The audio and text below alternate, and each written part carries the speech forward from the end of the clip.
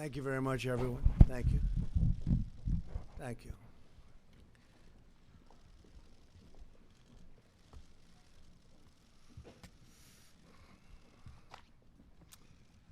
Beautiful day in the Rose Garden. Appreciate everybody being here. Today I'd like to provide an update to the American people on several decisive new actions we're taking in our very vigilant effort to combat and ultimately defeat the coronavirus. We've been working very hard on this. We've made tremendous progress. When you compare what we've done to other areas of the world, it's pretty incredible.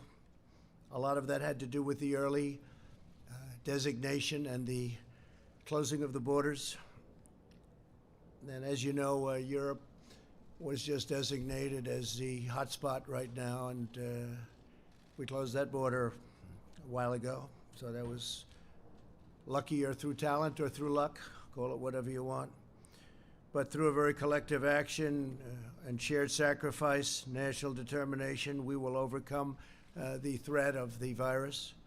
I also announced Wednesday night, following the advice of our medical professionals, who are doing a tremendous job, and we appreciate it very much, that we're suspending the entry of foreign nationals who have been to Europe in the last 14 days from entering the United States.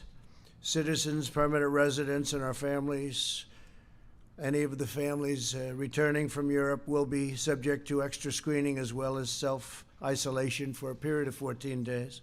As the World Health Organization confirmed today, many of the things that what we said were 100% correct, including our designation before them of Europe. Like our earlier very aggressive actions with China, this measure will save countless lives.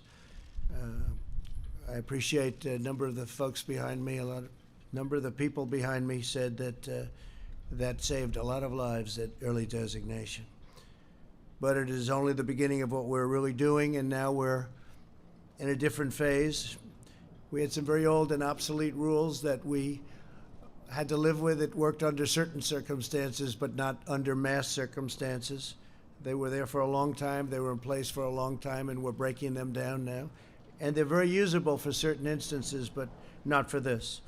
To unleash the full power of the federal government in this effort today, I am officially declaring a national emergency. Two very big words. The action I am taking will open up access to up to $50 billion of very important and a large amount of money for states and territories and localities in our shared fight against this disease. In furtherance of the order, I'm urging every state to set up emergency operation centers effective immediately. You're going to be hearing from some of the largest companies and greatest retailers and medical companies in the world. They're standing right behind me and inside of me. I'm also asking every hospital in this country to activate its emergency preparedness plan so that they can meet the needs of Americans everywhere. The hospitals are very engaged.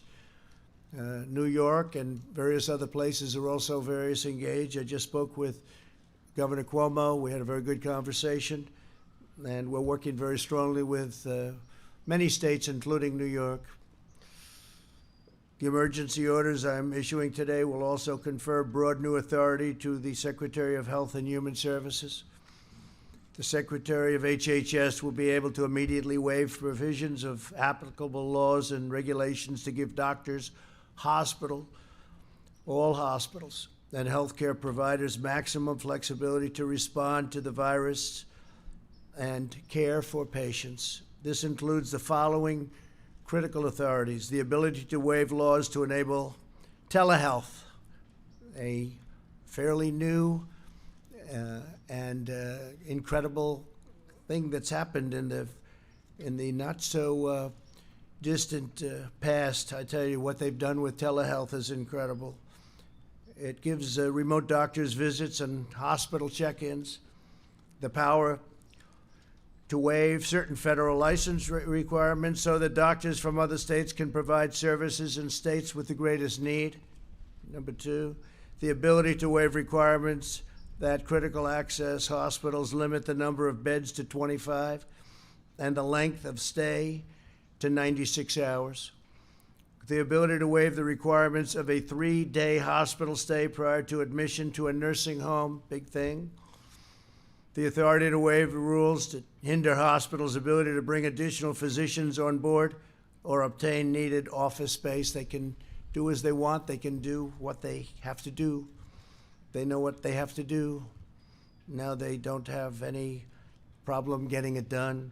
The authority to waive rules that severely restrict where hospitals can care for patients within the hospital itself, ensuring that the emergency capacity can be quickly established. We'll remove or eliminate every obstacle necessary to deliver our people the care that they need and that they're entitled to. No resource will be spared, nothing whatsoever.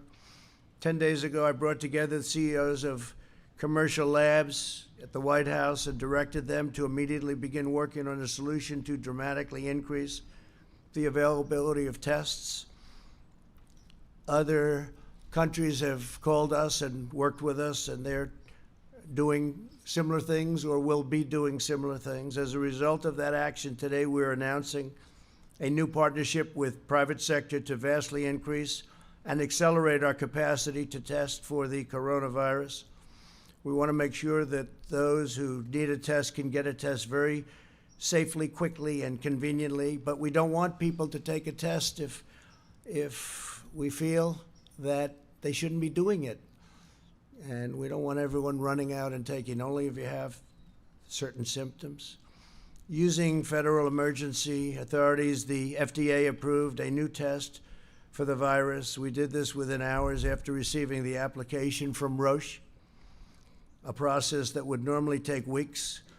We therefore expect up to 500,000 additional tests will be available early next week. We'll be announcing locations probably on Sunday night.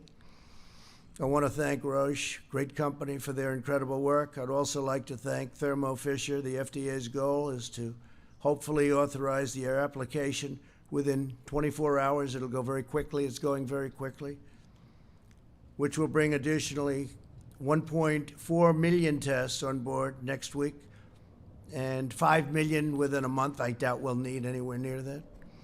At the same time, we've been in discussions with pharmacies and retailers to make drive-through tests available in the critical locations identified by public health professionals. The goal is for individuals to be able to drive up and be swabbed without having to leave your car.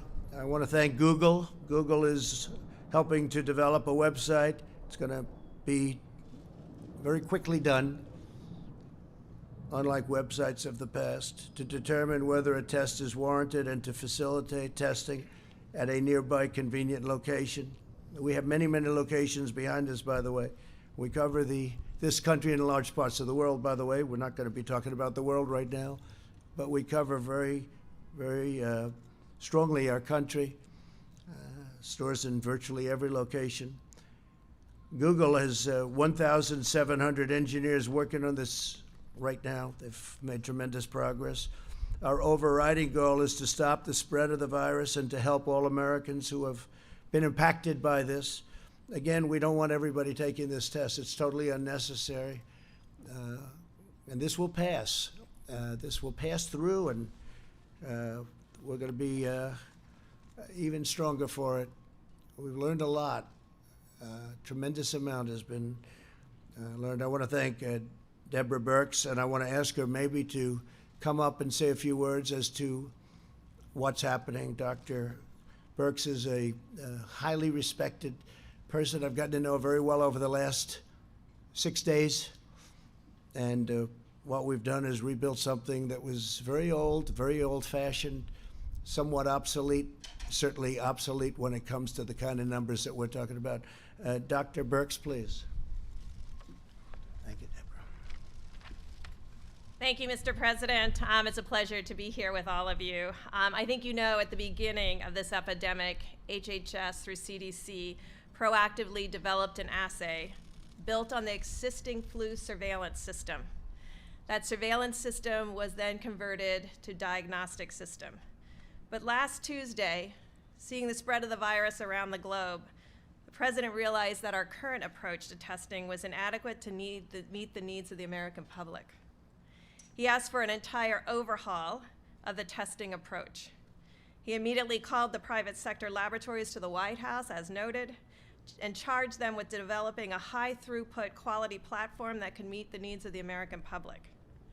We are grateful to LabCorp and Quest for taking up the charge immediately after the meeting, and within 72 hours, bringing additional testing access, particularly to the outbreak areas of Washington State and California, and now across the country.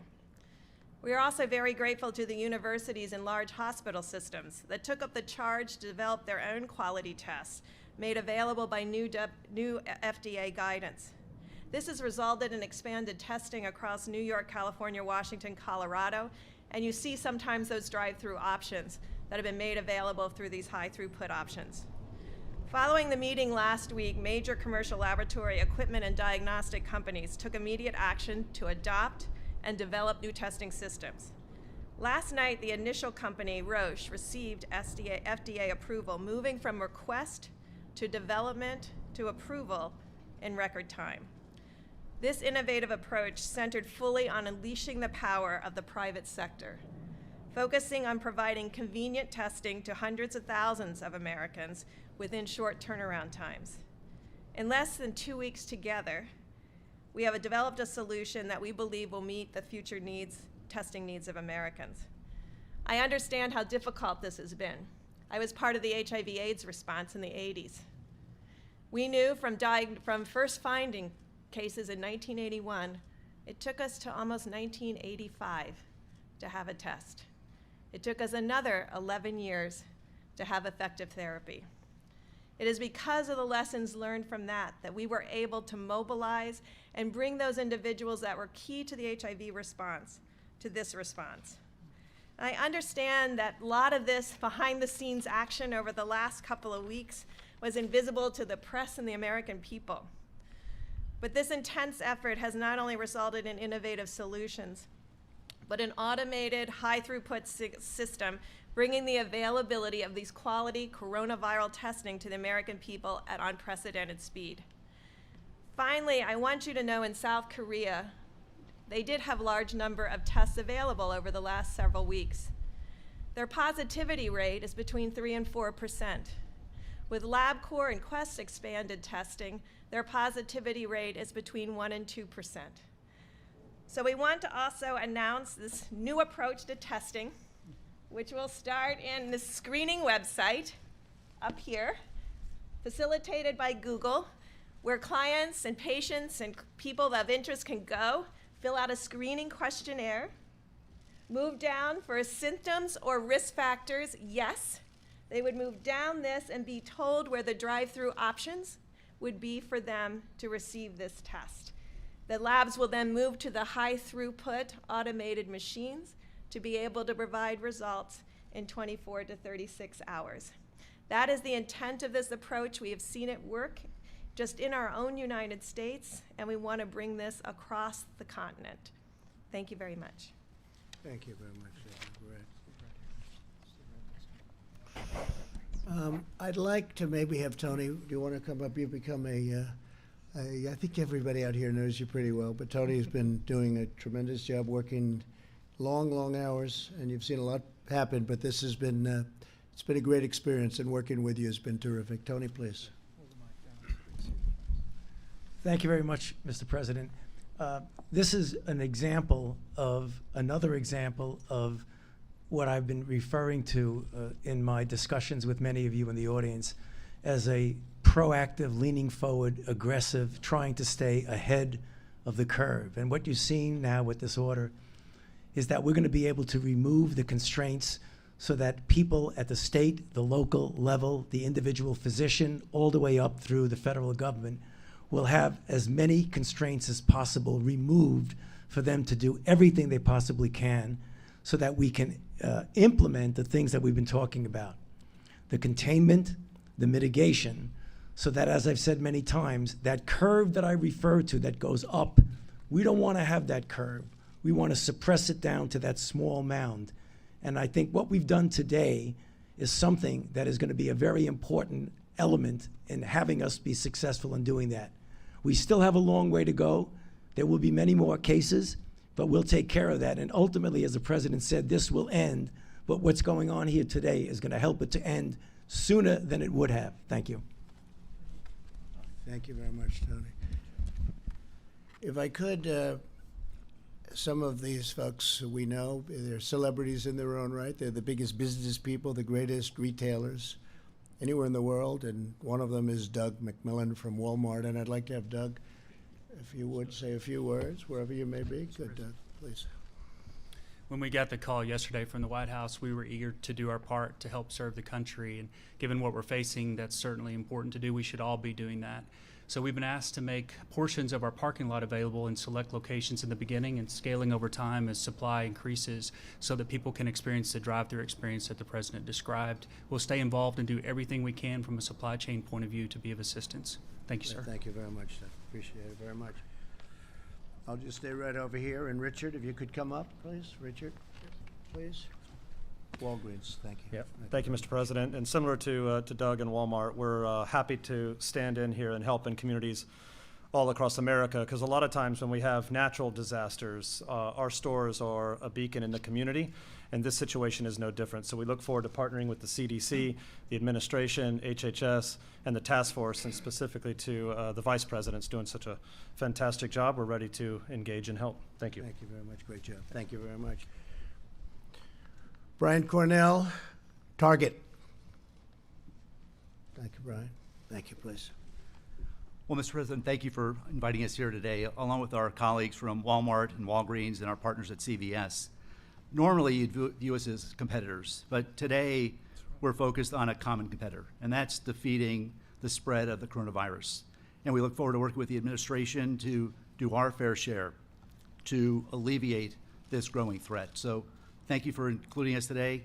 In the near term, we're all committed to making sure we're keeping our stores open to serve the American consumer who's rapidly stocking up on household essentials, key food and beverage items that they need during this time, making sure we run safe stores and create an environment that's safe for our team members, making sure that they feel supported during this very critical time. So thank you for including us. Thank you very much. Great job. Is Tom here? Tom Poland? Tom Poland, please. Thank you, Mr. President. As CEO of Becton Dickinson, we're one of the leading providers of medical devices as well as collection products for testing of coronavirus. We're ramping up our manufacturing capacity to ensure that the right collection devices and testing equipment are ready to address this issue. Thank you, Mr. President. Thank you very much, Tom. Great job you've done. Stephen Rakowski, Quest Diagnostics, please. Great job. Thank you very much. Thank you very much. Thank you, Mr. President. So as mentioned, we were called with the leadership of the Vice President last week to come together as an industry. And we took advantage of that opportunity to work with the FDA, to work with the Center for Disease Control. And we are up and running with tests in a number of our facilities. As the President mentioned, we now have capabilities from Roche Diagnostics that we will bring into our facilities this weekend. And I know myself and my colleague at LabCorp will be doing the same. So the capacity available to the American public to support this action with consumers will be considerably increased in the next few weeks. Thank you, Mr. President. Thank you very much. I appreciate it. Thanks. And Matt Sauce, please, of Roche. Matt, thank you, Matt. Thank you, Mr. President. So from Roche, we want to thank the FDA for their rapid approval of our coronavirus test. We really appreciate the partnership with the CDC and the FDA to get that to market as fast as possible, because it's critical for us to make that available to help patients in need, and working with laboratories to get it up and going in the near future, which will bring hundreds of thousands of tests available to patients in need in the United States. So thank you. And you can do it. You can do it. Great company. David Pierre of Signify Health, please. Thanks, David. Thank you, Mr. President. We are the largest house call provider in the U.S., and we go to the homes of the most vulnerable elderly. And through our network and our logistics engine, we stand ready to help and provide our clinicians to be where they're needed, whether they're in retail clinics or in the home, and we're here to assist. Thank you very much. Thank you very much. And we'll be changing a lot of the rules, regulations for future, should this happen in the future, which we hope it never does, but it will, I guess, somewhere out there. There's some bad ones over the years, and I guess that'll continue to an extent, but we hope it never happens, but we're going to be changing a lot of the old rules and specifications and regulations. Adam Schechter, who's really been of tremendous help. LabCorp, please. Adam. Thank you, Mr. President. At LabCorp, we're working every second of every day to increase the number of tests that we can run. We're working with academic medical centers, with our colleagues at Quest, with other hospital and other laboratories to ensure that we do everything we can to increase the testing as we move forward. And I can tell you, we understand how important the testing is, and we are committed to doing everything possible. Thank you very much. Great job. Thank you.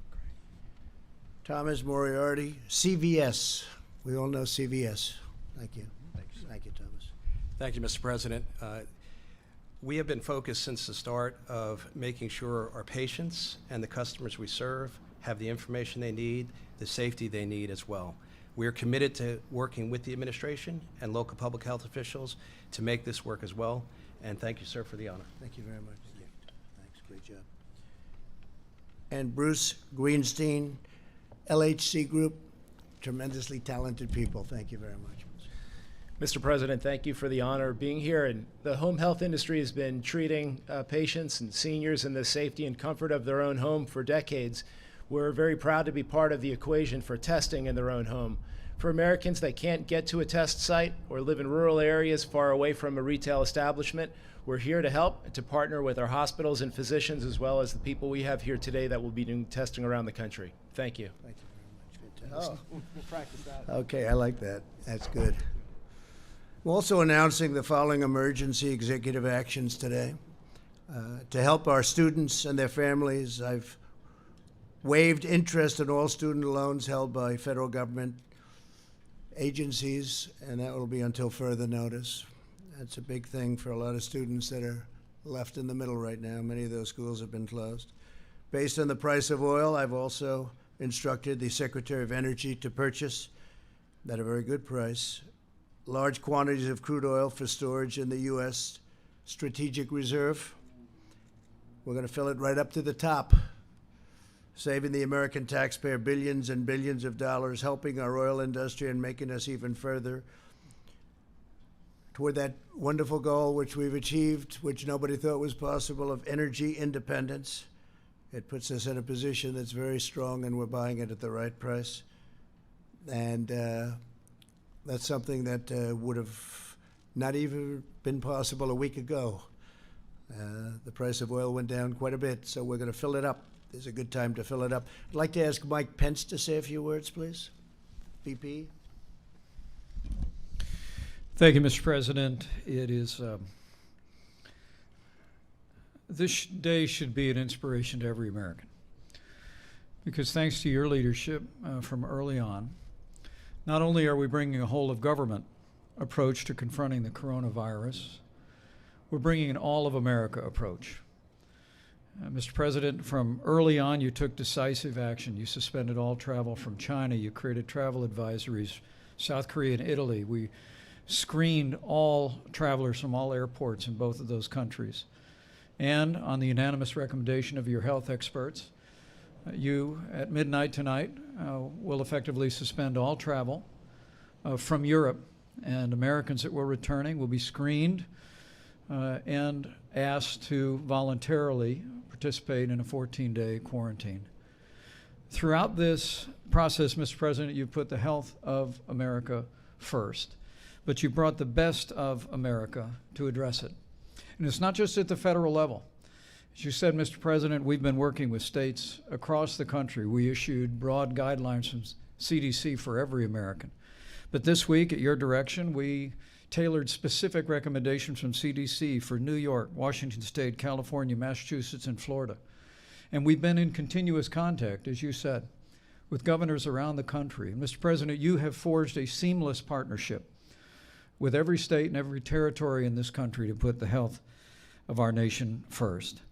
But today, I trust that people around the country that are looking on at this extraordinary public and private partnership to address the issue of testing with particular inspiration.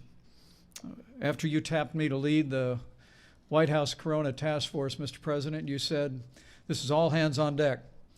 And you directed us to immediately reach out to the American business sector, commercial labs, to meet what we knew then would be the need for testing across the spectrum. And today, with this historic public-private partnership, we have laid the foundation to meet that need. For Americans looking on, by this Sunday evening, we'll be able to give specific guidance on when the website will be available. You can go to the website, as the President said. You'll type in your symptoms and be given direction whether or not a test is indicated. And then at the same website, you'll be directed to one of these incredible companies that are going to give a little bit of their parking lot so that people can come by and do a drive-by test. Mr. President, I want to join you in thanking Walmart and CVS and Target and Walgreens. These are companies that are synonymous with communities large and small, where people come together, and now they're going to come together to meet the needs of the American public. These commercial laboratories, LabCorp and Quest and Roche, have just done an incredible job stepping forward, and they're going to literally make hundreds of thousands of tests available and being processed with results to patients in the very near future. But it's all a result of you tasking us with bringing together not just government resources, which all state labs can now test across the country. CDC is testing. But you said, Mr. President, that we wanted to bring all the resources of the country together, and that's what this partnership really means. You know, the truth is that we have coronavirus cases now in 46 American states. And while the risk of serious illness of the coronavirus remains low, we want to encourage every American to practice common sense, practice good hygiene, go to the CDC's website to see what the guidance is for your community or for the American people broadly. And as the President has said, it's especially important now that we look after senior citizens with chronic underlying health conditions. Last week, the President directed the Center for Medicaid and Medicare Services to raise the standards at our nursing homes, increase inspections at our nursing homes. And today we're offering very specific guidance, which Seema Verma will articulate about visitations at nursing homes. It's important to remember that they were there for us when we were growing up, Mr. President. They helped us with our homework. They tucked us in at night. They cheered us on as we pursued education, cheered us on in our careers, and now it's time for us to be there for them and to recognize that seniors with chronic health conditions are the most vulnerable, and Americans can make a difference. So wash your hands, use common sense, look after the most vulnerable, and Mr. President, I know I join you in saying that every American should be proud of this incredible public-private partnership that's going to be speeding access of testing to millions of Americans in the weeks ahead. And together, as you've said many times, together we'll get through this. Together we'll put the health of America first. Thank you. Seema, where's Seema? I'd like you to maybe take that a step further, please, on nursing homes. Thanks. Thank you. Well, thank you to the President for the declaration. It allows my agency, CMS, that runs Medicare and Medicaid and has oversight of all of the nation's healthcare facilities, to suspend regulations that could get in the way of treating patients during this time. These temporary national blanket waivers are reserved for the rarest of circumstances, and they represent a massive mobilization of our country's resources to combat this terrible virus. And the flexibilities we are offering will be a godsend to the providers, clinicians, and facilities on the front lines of this fight. And later, CMS is going to be issuing guidance directing nursing homes to temporarily restrict all visitors and non-essential personnel, with a few exceptions such as end-of-life situations. We fully appreciate that this measure represents a severe trial for residents of nursing homes and those who love them, but we are doing what we must to protect our vulnerable elderly. Thank you. As I said in my address to the nation the other night, all Americans have a role to play in defeating this virus. Our most effective weapon right now is to limit the damage to our people and our country and slow the spread of the virus itself. The choice we make, the precautions we put into place are critical to overcoming the virus, reducing its spread, and shortening the duration of the pandemic, which is what it is. The CDC has published guidelines on the coronavirus.gov to enable its coronavirus.gov, and it's very heavily used right now, I will say, to enable every American to respond to this epidemic and to protect themselves, their families, and their communities. While the risks to young and healthy Americans remains very low, we've learned a lot about this over the last 2 weeks. Anyone can be a carrier for the virus and risk transmission to older Americans and those with underlying health conditions, and those who are most at risk. They have not done very well. Older Americans who are, especially if they have a health problem, they have not done well. We must take all precautions and be responsible for the actions that we take and that we see other people take.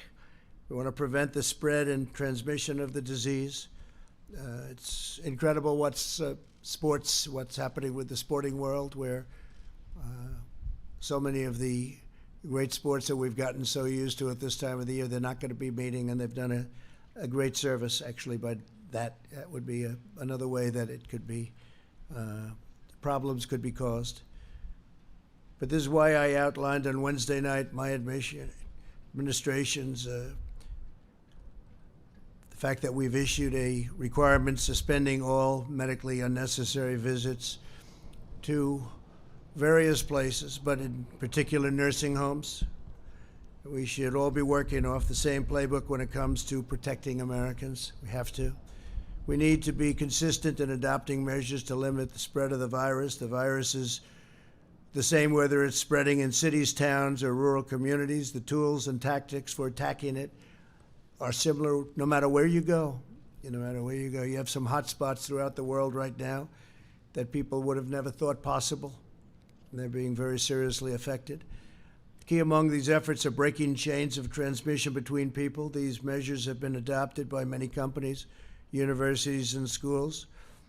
And we want to protect the safety and the health of their employees and their students. I encourage everyone to follow the guidelines we've issued by CDC and these common sense measures. A lot of it's common sense. For the areas where the virus is spreading, the CDC is advising communities to postpone large gatherings, postpone assemblies, social functions, and sporting events, stagger recess and lunch for schools that aren't canceled, limit in-person meetings, increase scheduled cleanings, and cancel work-sponsored travel, among numerous other steps that can be taken. Americans are the strongest and most resilient people on earth, and in the coming weeks, we will all have to make changes and sacrifices, but these short-term sacrifices will produce long-term gain. And again, I've said we're learning a lot for the future, and future problems like this, or worse, it could get worse. The next 8 weeks are critical. We can learn, and we will turn a corner on this virus. Some of the doctors say it will wash through, it will flow through, in interesting terms, and very accurate. I think you're going to find in a number of weeks it's going to be a very accurate term. In times of hardship, the true character of America always shines through. We live in the company of the greatest heroes and the most inspiring citizens anywhere in the world. We want to take care of our people. We want to draw on the strength of our history, draw on the strength of our people, and we will get through this all together. We will just get through it. So much progress has already been made. And frankly, the numbers, because of steps that have been taken, are at a level that a lot of people are surprised, especially when you compare them with other places with far smaller populations. The spirit and the will of our nation is unbreakable. We will defeat this threat when America is tested. America rises to the occasion. And to those families and citizens who are worried and concerned for themselves and their loved ones, I want you to know that Your federal government will unleash every authority, resource, and tool at its disposal to safeguard the lives and health of our people. So we're with you every step of the way. No nation is more prepared or more equipped to face down this crisis. As you know, we are rated #1 in the world. We're also helping other nations. Many other nations, we're helping them a lot. And they're doing okay in some cases. In some cases, they're not doing well at all.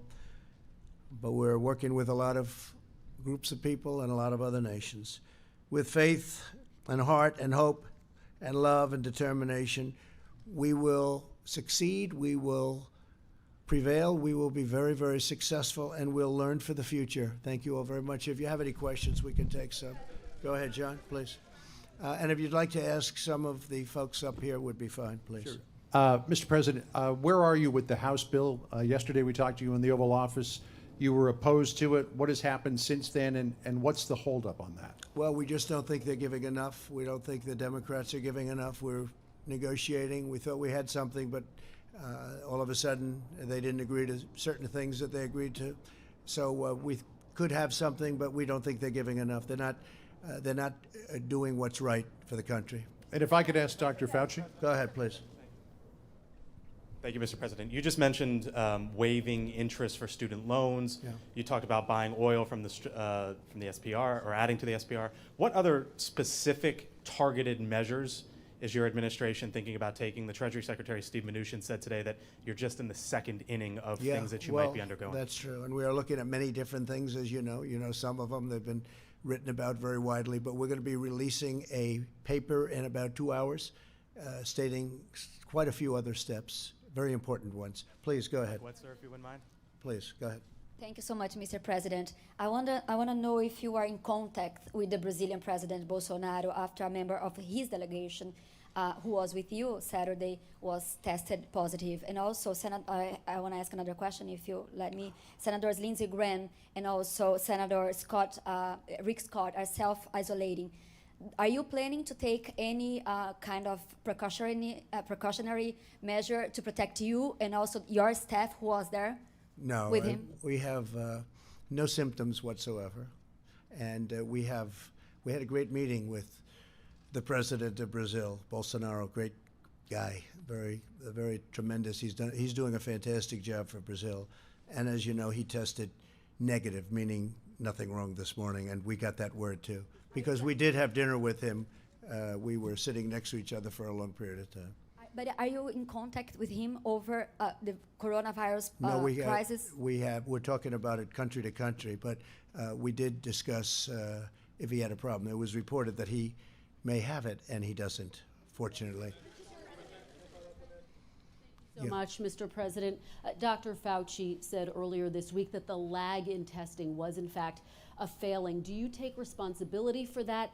And when can you guarantee that every single American who needs a test will be able to have a test? What's the date of that? Yeah, no, I don't take responsibility at all, because we were given a set of circumstances, and we were given rules, regulations, and specifications from a different time.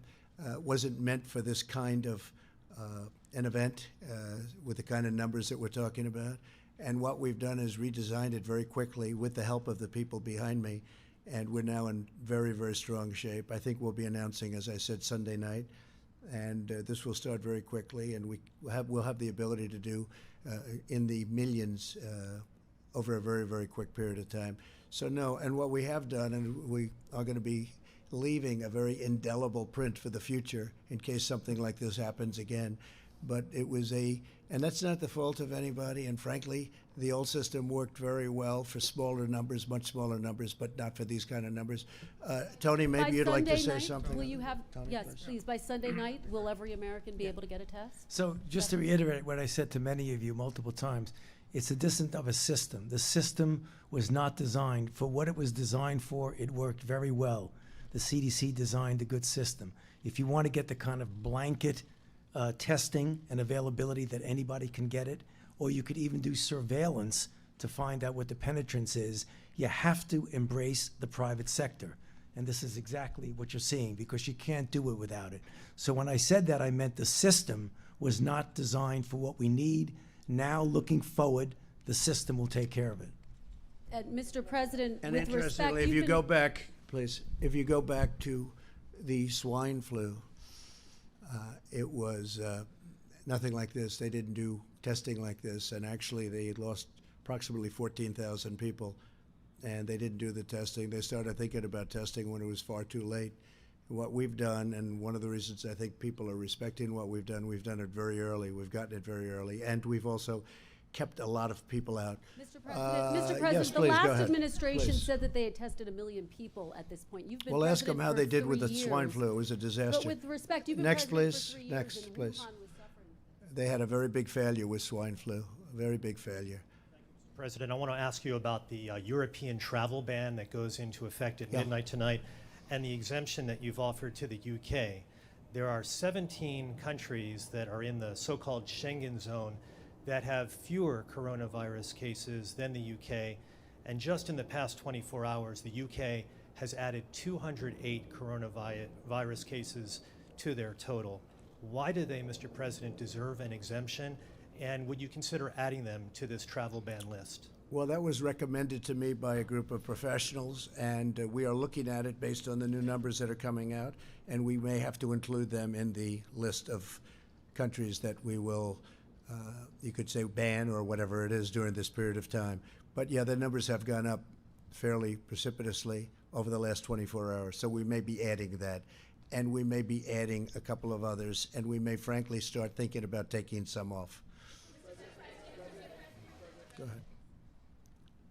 Thank you, Mr. President. I'm a correspondent with Hong Kong Phoenix TV. You have mentioned that the number in China has been decreasing. China has made tremendous progress in the past weeks. True. I'm wondering how much confidence does this give you to control the virus in the United States? And do you see the data China has been sharing with the United States has been helpful? I think it has been helpful. We've been working very much with China. I've spoken, as you know, with President Xi.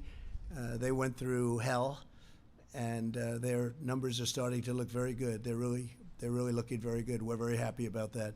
We are sharing data, yes. In fact, we're sharing quite a bit of data, including the fact that some of our pharmaceutical companies are working over there right now with large groups of people. Yeah, go ahead, please. Thank you, Mr. President. You spoke with Canadian Prime Minister Trudeau yesterday. Yes, I did. Did you discuss the potential closing of the border between Canada and the U.S.? And by extension, are you considering ways to salvage the $2 billion daily trade between the two countries? So we didn't discuss the border. We've had a very good relationship, just about finished with the USMCA, as you know. He called me to tell me that. I think that was the primary reason for the call. At the time, his wife had not been diagnosed, and she's a lovely lady, wonderful lady, great lady. And since then, I've read that the result was that she has it. And I was a little surprised. I think he was surprised also. We did discuss it prior to. She's going to be fine, but he thought that she would not most likely have the virus. Unfortunately, she does. But we didn't discuss the border yesterday, no. Go ahead, please. If you have any questions for these great geniuses up here, you should, even a business question related to what we're talking about. Mr. President, Ross Palumbo from ABC News Miami. As a relatively new Floridian, what is your message today to the cruise line industry and the travel industry that Florida depends upon? And since Senator Rick Scott and Miami-Dade Mayor Carlos Jimenez have the same exposure as you and they are self-isolating, what's your message to them that they shouldn't be? Well, I don't know that I had exposure, but I don't have any of the symptoms. And we do have a White House doctor, and I should say many White House doctors, frankly. And I asked them that same question, and they said, you don't have any symptoms whatsoever. And we don't want people without symptoms to go and do the test. The test is not insignificant. As far as the cruise line business, we're with them all the way. It's a great business. It's a great U.S. business, frankly.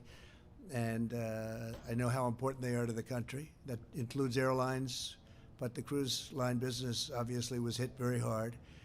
We had a tremendous success out in Oakland, where we moved it. Vice President Pence did a fantastic job with that. We worked with UK, we worked with Canada. They took their people back in Canada. It was approximately 600 people. UK likewise took a large number of people back to the United Kingdom. And we have people quarantined. It was a big operation, and it worked out really, you don't hear about it anymore. It worked out really well. Mike, you may even want to say something about that, because that was really done properly. Well, thank you, Mr. President. And that program with the Grand Princess, the ship, is continuing to be administered in the highest standards, orderly way, as the President directed. And Americans that needed treatment have received them. I spoke to the governor of Iowa today, and some of those who now have been cleared are able, in proper supervision, to be returning to Iowa. They're making arrangements for them to do that. Others in Texas, others in Georgia. Again, it's another example of the extraordinary cooperation. Governor Abbott, Governor Gavin Newsom, Governor Brian Kemp of Georgia. But to add to that, the President directed me last Saturday to travel down to Miami. We met with all the leaders of the cruise line industry. Several cruise lines have announced a 60-day pause in operations. Our Department of Homeland Security has praised them for doing that because of the unique health challenges, particularly presented to seniors with underlying conditions. We have a proposal from the cruise line industry, but they're currently considering what other steps that they might take, perhaps even similar to what those other lines have taken. We're anticipating some response on that in the next 24 hours. But as the President said, the American people cherish our cruise line industry, the men and women who work on the ships, the men and women who work on the shore, all the economies that are so benefited by a vibrant cruise line industry. And what the President's directed us to do is whether there is a pause in the moment, as some cruise lines are doing, and as we all continue to discuss, we want to work with the cruise line industry to ensure that when we come through this, that cruise lines and the medical services that are available and for the passengers and all of the crew, that cruise lines are safer than ever before and can prosper for many years to come. Go ahead, please. This question is for Doctors Fauci and Birx. Dr. Fauci, based on what you currently know, what is the trajectory for when this outbreak will peak? How long will the American people have to remain on this emergency footing? And for Dr. Birx, as the administration tries to get its arms around this test kit shortage issue, the next glaring need could be respirators and related hospital equipment. So what is the administration doing right now to ramp up production of respirators and that kind of equipment should this outbreak persist? So when you have an outbreak like this, particularly if you're trying to interfere with it, it's really impossible to predict the time element of when it's going to peak and when it's naturally going to go down. So if you look at the situation where countries really did not get to the point of trying to contain and mitigate very well, you see a peak over several weeks and then down again over other several weeks. What we're trying to do with the efforts that we're doing is to blunt that peak. And I mentioned it many times, and I think it's important and appropriate for me to mention it again because it answers your question. When you talk about preventing infections from without in, which is the kind of travel restrictions we're talking about, then how do you handle what you already have in your country? You continue some sort of containment, but you also do mitigation. And you try to proportion it to the areas where there are the most infections. The success of that and how much you make this turn into this is going to give you the amount of time. If we're successful, it'll be less. If we're not successful, it's going to be more. But these kind of things generally run out in a few months. Hopefully, we'll make it several weeks, 8, 9, whatever weeks. But I can't give you a number because it depends on how successful we are. Great, thank you. It's a great question, and Dr. Fauci and I have worked together a very long time and continue. It's a privilege to work with him every day. So I think you can learn and I appreciate there were some graphics done by some of the reporting over the last several days. If you align the data from China with the data with South Korea, you can start to see almost a complete overlay of that data. And so that's what we're tracking very closely, as well as Italy. but you have an excellent question. I just want to make one note. In South Korea, I want to repeat, only 4% of the tests were positive. That means 96% of the people had a different respiratory disease, because we're in the middle of flu season, cold season, and all of the other respiratory diseases that we get every day. In LabCorp and Quest's early data, they're running about 1% to 2% positive. That means that we have a lot more other respiratory disease out there besides the coronavirus, and that's why the screening is critical. But even with the screening, we're going to run what we think are very low rates. Needless to say, though, we're taking it extraordinarily seriously to plan for what could come. Not what Dr. Fauci talked about, blunting the curve. That makes it much less high need at that peak of the curve that we're all planning for. So we're in full inventory of all of our assets by the president unlocking and this emergency order and the Secretary of HHS's ability. It unlocks all of those stockpiles, those needs, what the VA has, what the DOD has, what the National Guard has, and what every hospital has. And the hospital emergency preparedness plan allows them to defer elective issues to keep those hospital beds open for those who might need it. So we're in full planning mode for each of those things. And I might add that we are in the process, and in some cases have already done it, ordered a large number of respirators just in case. We hope we don't need them, but we've ordered a large number. Yeah, go ahead, please. Thank you very much, Mr. President. In your speech to the nation, you mentioned the situation in China and South Korea have improved, and you're thinking about remove the restrictions, also the warning Right. in place right now. When can we expect that announcement, and how do you see the overall progress that Asian countries made? Well, some are making progress, some are not, as you know, but some are making progress. And as they make progress, as they get down to the number that we all think is right, that they know is right, we know is right, we'll be opening it up. And some are really moving along rapidly. We hope to be able to open things up as quickly as possible. Go ahead, please. Go ahead. President, I'd like to ask Secretary Azar and Dr. Fauci just how Dr. Fauci, okay? Right, it better, all right. it better. Not 100%, but 90%. Right. Go ahead. This affects the elderly primarily, and in that sense, it's an unusual disease. Is any specific research being done as to why it affects our senior citizens more than others? So I don't mean to diminish your question, but we already know why it would affect senior citizens more. Because when you talk about anything that requires a robust immune system, as you get older, your immune system is not as potent as it is when you were young.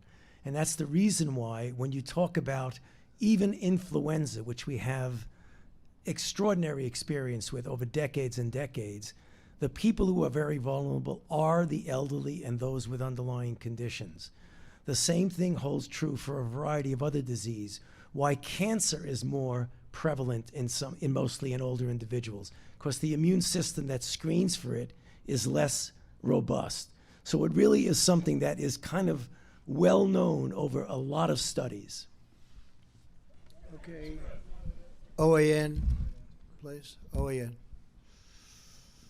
Mr. President, the Chinese officials are expressing some tones of discontent with how where the source of this virus has come from, and they're spinning some odd narratives. What are your response to the Chinese officials who are doing that, and have they signaled any kind of resistance to upcoming trade talks in response to how we're handling this No, we virus? have our deal with China. They're going to be buying $250 billion worth of goods and $50 billion from our farmers, and it's a great deal for our country. It's about time somebody did that. And frankly, phase 2 will start negotiating. I did read one article, but I don't think that article was representative, certainly not in my conversations with President Xi. And they know where it came from. We all know where it came from.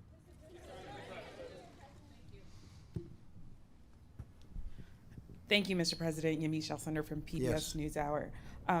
my first question is, you said that you don't take responsibility, but you did disband the White House Pandemic Office, and the officials that were working in that office left this administration abruptly. So what responsibility do you take to that? And the officials that worked in that office said that the White House lost valuable time because that office wasn't disbanded. What do you make of that? Well, I just think it's a nasty question, because what we've done is, and Tony has said numerous times that we've saved thousands of lives because of the quick closing. And when you say me, I didn't do it. We have a group of people. I could ask perhaps my administration, but I could perhaps ask Tony about that, because I don't know anything about it. I mean, you say we did that. I don't know anything about it. You don't know We're about spending, the I don't know. reorganization that happened at the National It's the Security administration. Perhaps they do that. You know, people let people go. You used to be with a different newspaper than you are now. You know, things like that happen. But this was okay. Please this go was ahead. We're doing a great job. Let me tell you, these professionals behind me and these great, incredible doctors and business people, the best in the world, and I can say that, whether it's retailers or labs or anything you want to say, these are the best in the world. We're doing a great job. We have 40 people right now, 40. Compare that with other countries that have many, many times that amount. And one of the reasons we have 40 and others have, and again, that number's going up, just so you understand. And a number of cases, which are very small, relatively speaking, it's going up. But we've done a great job because we acted quickly, we acted early. And there's nothing we could have done that was better than closing our borders to highly infected areas. Please go ahead. Thank you, Mr. President. Vanessa Yaklich for NTN24 for all Latin American countries, Yes, sure. and also for Spain, La Razón and Antena 3. I would like to ask you two very brief questions. One, for how long we're gonna have the emergency, the national emergency? I hope not long, but it's there now, and it gives tremendous powers for things that we need. Tremendous power, actually. And the Stafford Act and various other things that we're involved with and have studied and memorized in so many different ways and forms, it gives the kind of power that we need to get rid of this virus. And we're going to do it very quickly. And I hope we won't need it very long, but whatever it takes. So for now, we still don't know for how long. And something very important I wanted to ask you is, like, how do you really think it's essential coordinating with other countries and learning from the lessons that they already suffer, the same situation Yeah. countries, of course, like China and South Korea, but now recently Sure. Italy and Spain. Well, and Italy's how is having that a- coordination done? Italy Thank you is so having much, a Mr. very, we're in touch with Italy, and it's a country that we love. We have tremendous millions and millions of people, origins from Italy, and we're working with them. They're in they're in probably, relatively speaking, the toughest position of all. We're in touch with everybody. We're in touch with, when I say everybody, we're in touch with many of the countries that you know about, that you're writing about, and they're calling us asking for advice. They're asking for the advice of the people behind me. Italy's got a tough situation, but they're really they have really clamped down, and I think they're going to see some very good results. It's tough what they did. They really took their medicine, but they're going to see some much better results. Yeah, Jeff? Thank you, sir. With regard to domestic travel, should Americans feel safe, or should Americans at all be traveling to states such as Washington State, New York, and other hotspots within this country?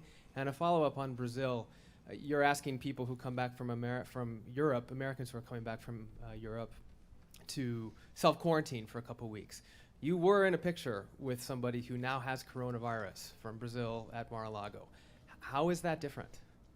Well, I'll tell you, first of all, I'm not coming back from someplace. But you were exposed. There was somebody that they say has it. I have no idea who he is, but I take pictures, and it lasts for literally seconds. I don't know the gentleman that we're talking about. I have no idea who he is. I haven't seen the picture. I said there's a picture of somebody, but I take sometimes hundreds of pictures a day. And that night I was taking hundreds of pictures, so I just don't know. Now, I did sit with the president for probably 2 hours, but he's tested negative, so that's good. It's just a matter Please of, go and ahead. the domestic travel, sir? Go ahead, please.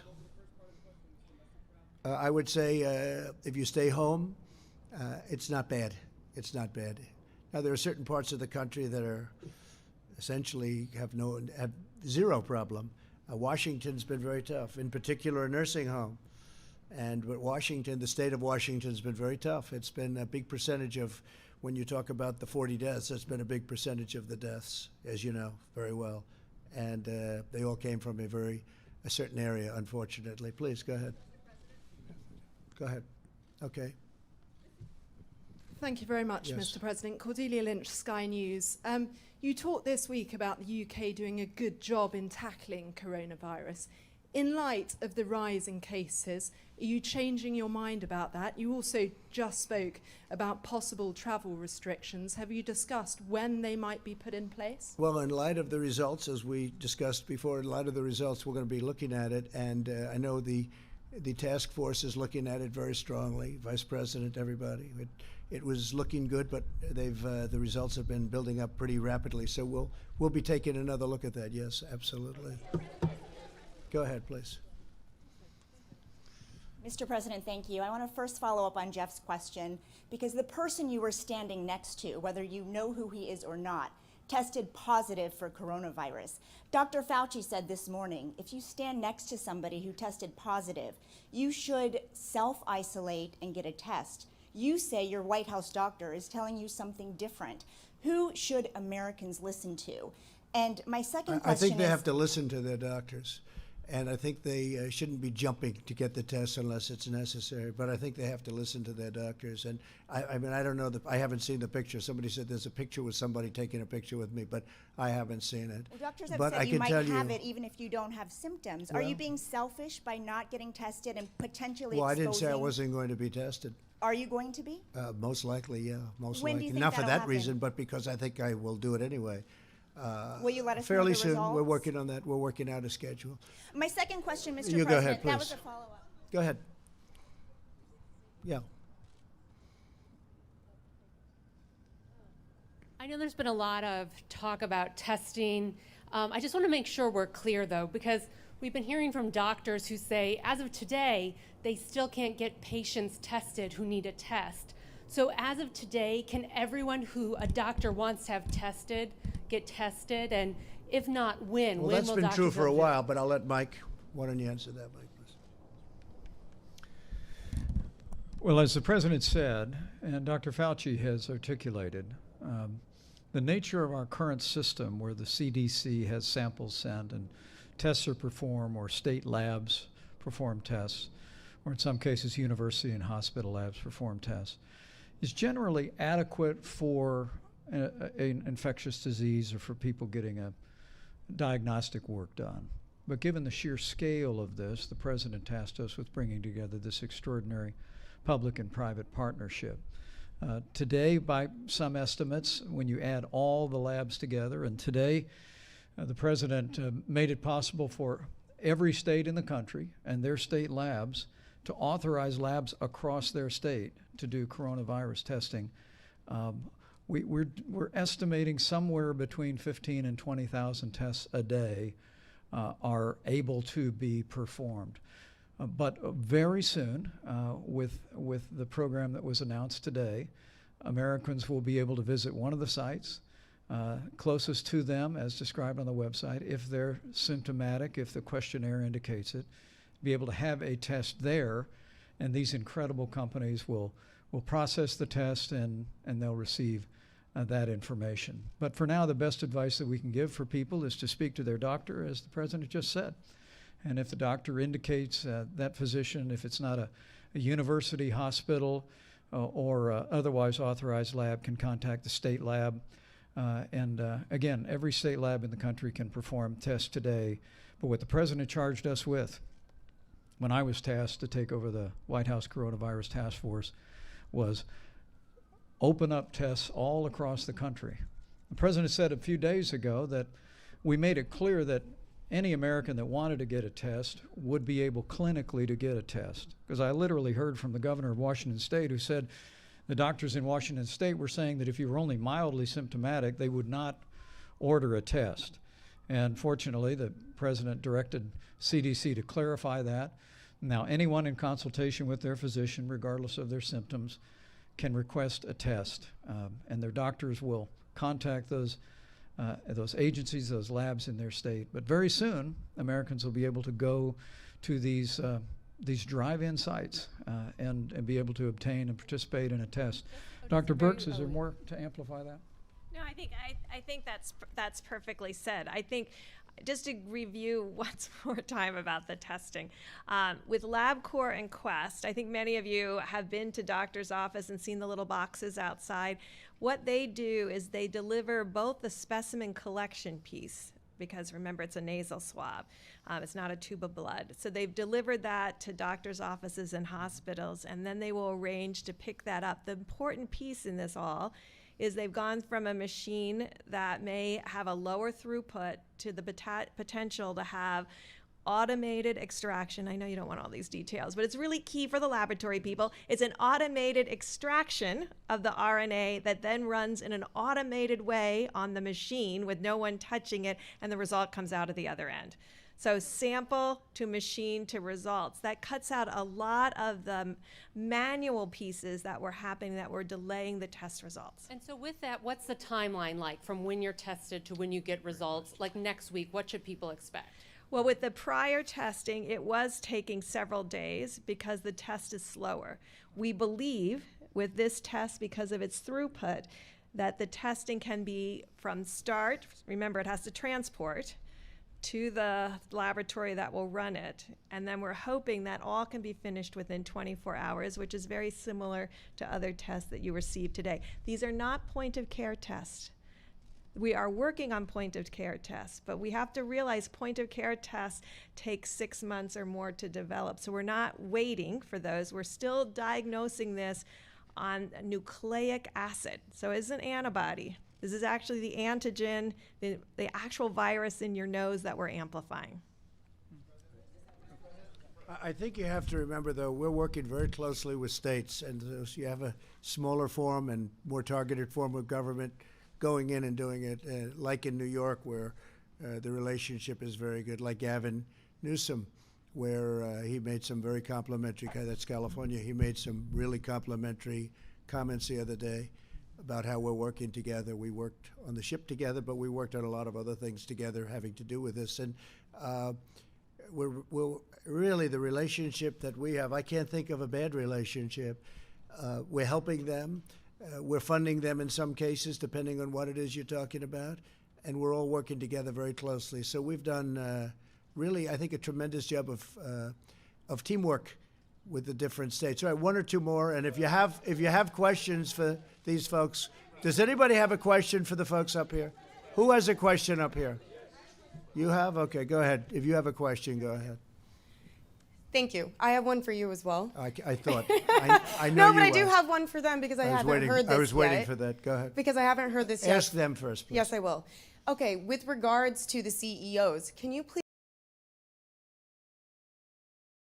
tell us when you expect to see items like hand sanitizer that have been going out of stock very quickly back on the shelves? There have been a lot of reports about that.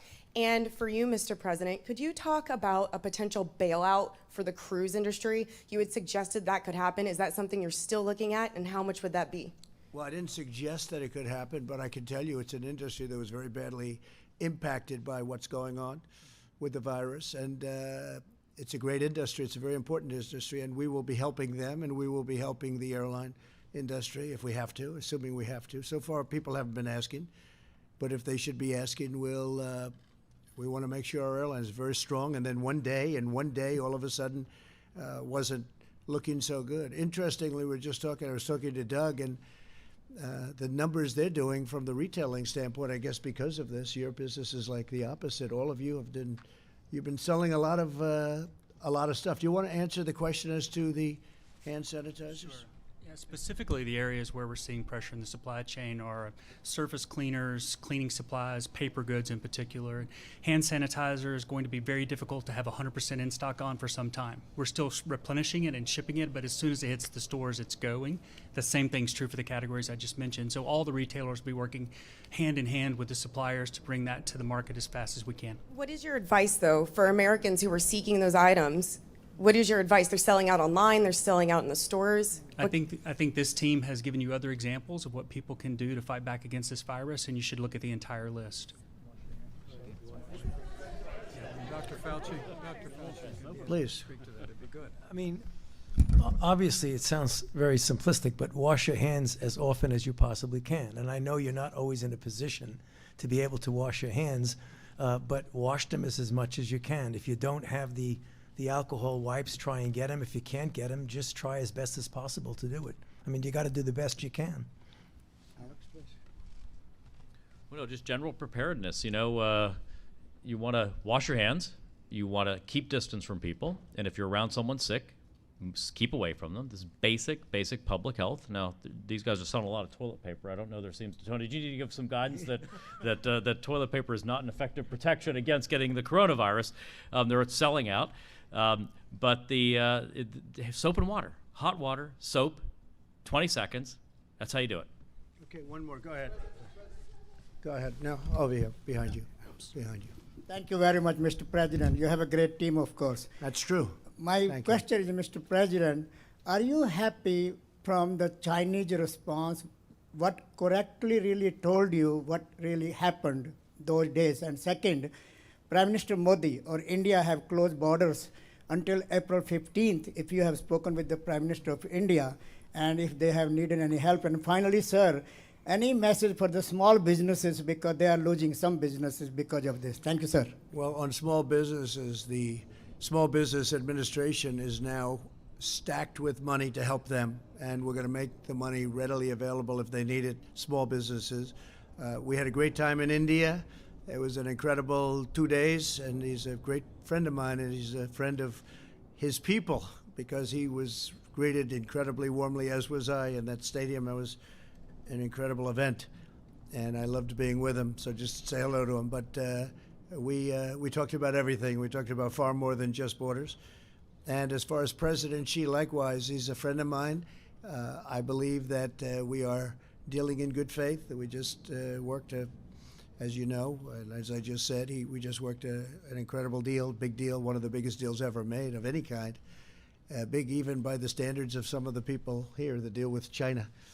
But I think that they want to get to the bottom of things also. We're working, our drug companies, our pharmaceutical companies are working very closely with China and with India, as you know, and with all over the world. And they're all over the world. These are magnificent companies that are very, very knowledgeable. And we're very lucky to have them because I think you're going to come up with, whether it's therapeutic or whether it's just help in getting better, and then ultimately a vaccine, which takes a little bit longer because of the test periods and a couple of other reasons.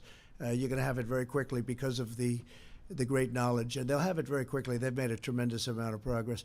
Thank you all very much. We appreciate it. Thank you. Thank you very much.